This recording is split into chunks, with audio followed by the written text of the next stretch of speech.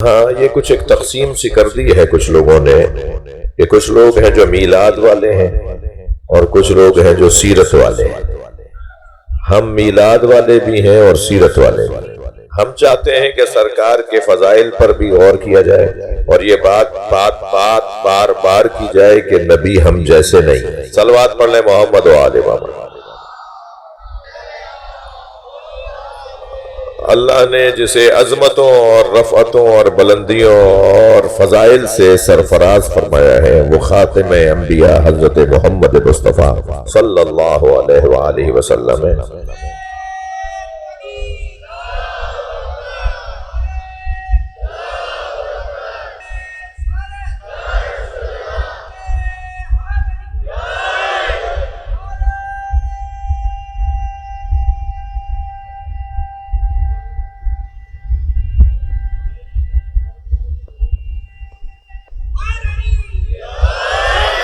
لہٰذا یہ جو تقسیم ہے نا، یہ بہرحال ایک بات تو ہے مگر بات میں بہت زیادہ دم نہیں ہے۔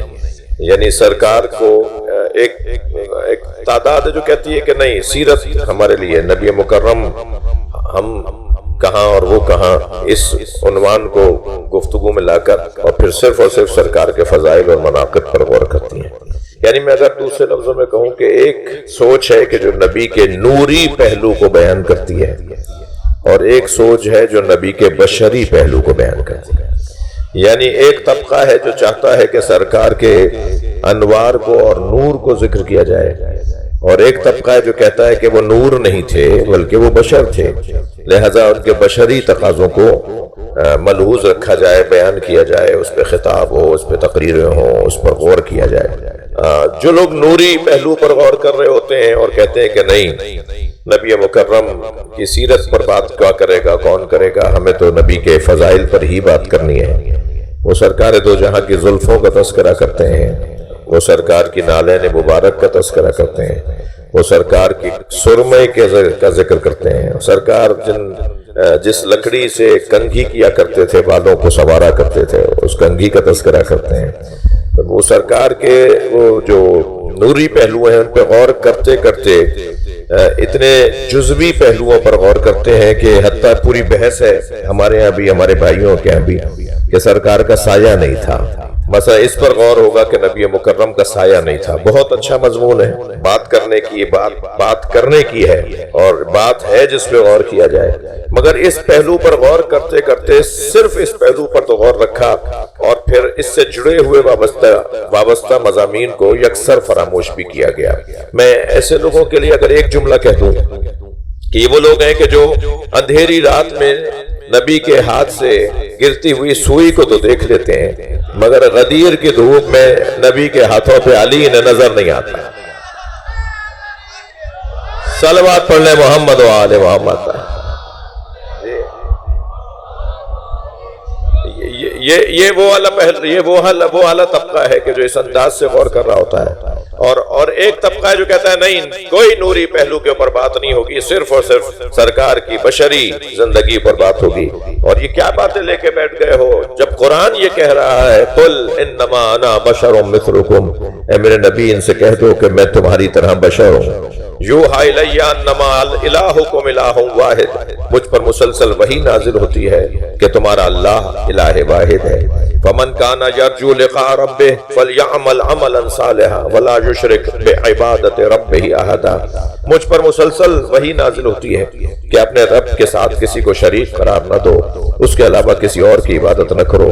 تو خود تو نبی نے کہہ دیا کہ میں تمہاری طرح بشر ہوں، جب سرکار نے کہہ دیا میں تمہاری طرح بشر ہوں تو یہ مسلمانوں کو توانائیاں خرچ کرنے کی ضرورت کیا ہے؟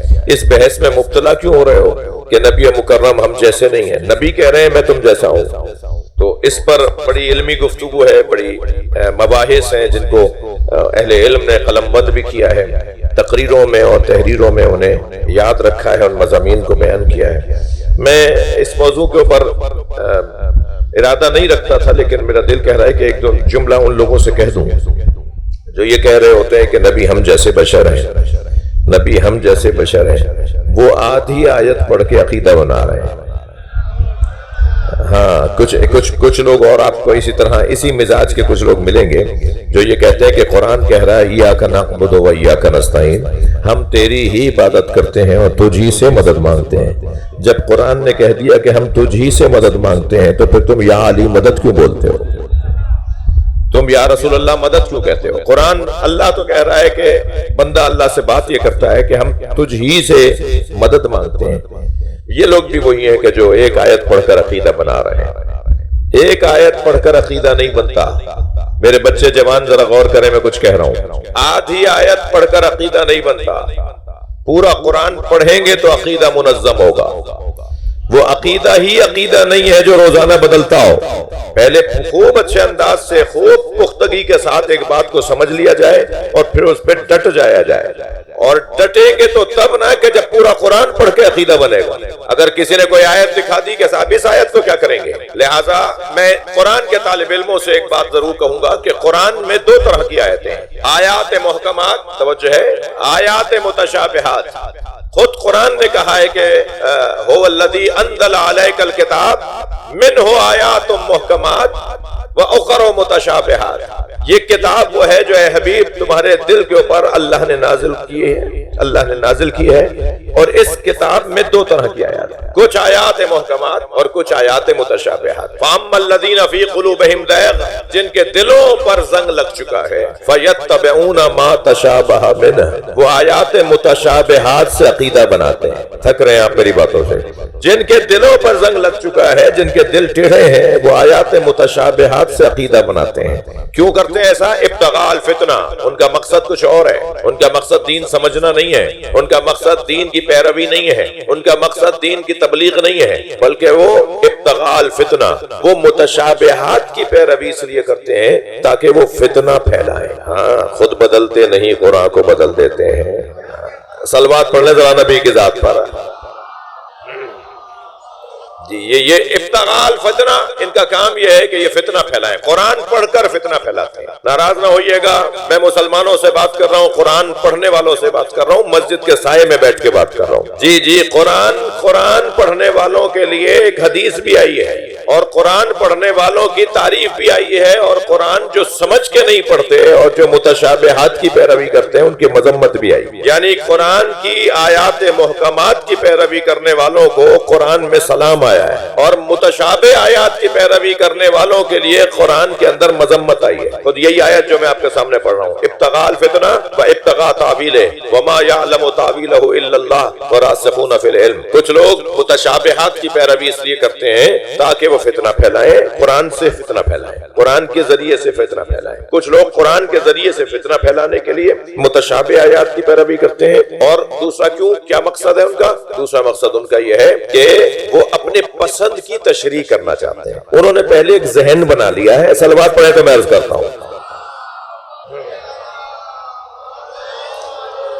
انہوں نے پہلے اپنی ایک ذہنیت بنا لی ہے، پہلے سے اپنا عقیدہ طے کر لیا ہے، پہلے سے خود سے فیصلہ کر لیا ہے انہوں نے۔ اب اپنے اس عقیدے پہ دلیلیں ڈھونڈتے ہیں۔ میں طالب علموں سے خطاب کر رہا ہوں، علی والوں سے بات کر رہا ہوں۔ علی والوں کا طریقہ یہ نہیں ہے۔ ایک صلوات اور پڑھیں نبی اور آل نبی پر۔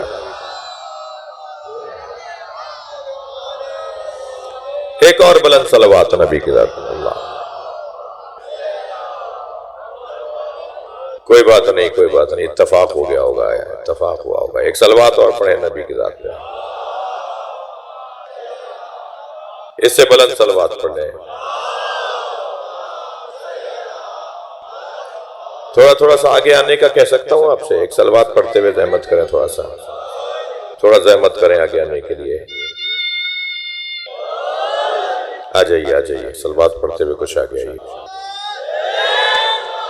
ٹھیک ہے، کیا مقصد ہے بھائی متشابہات پر عمل کرنے والوں کا؟ ایک تو فتنہ پھیلانا، اور دوسرا اپنے پسند کا عقیدہ بنانا۔ وہ پہلے سے ایک ذہن بنا لیتے ہیں۔ میں ان بچوں جوانوں سے ایک جملہ کہوں گا کہ ذہن بنا کر، ایک سوچ بنا کر اس کے لیے دلیلیں تلاش نہیں کیا کرو۔ سوچ بنا کر دلیلیں تلاش کرو گے تو پھر اسی پہ دلیلوں کا انبار کر لو گے، اور بعض اوقات ایک پہاڑ جیسے دلیلوں کا انبار کسی امام معصوم کے ایک فرمان سے ہوا ہو جائے۔ کوئی ایک آیہ کریمہ ہوگی جو سارے پہاڑ کو گرا دے گا۔ لہذا عقیدہ بنتا ہے پورا قرآن پڑھنے کے بعد۔